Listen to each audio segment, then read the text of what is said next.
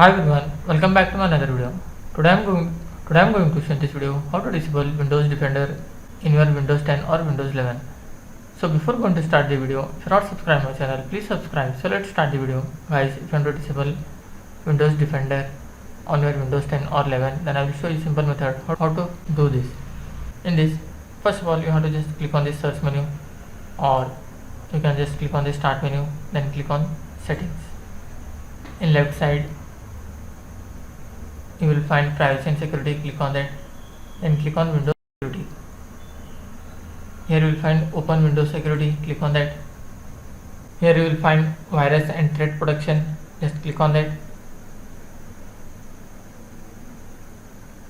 In this you will find virus and threat protection setting. Click on this manage settings. Here you will find real time protection. Just you have to turn it off and turn it on again, then go back.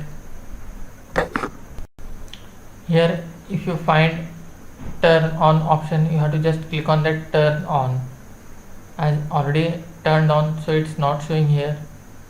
If in your case you are seeing turn on for virus and threat protection, if in your case you are seeing virus and threat protection setting turn on, you have to just click on turn it on and close this. That's it guys. So in this way you can disable Windows Defender in your Windows 10 or Windows 11. Thanks for watching. Hope if you like this video, please like, share and don't forget to subscribe.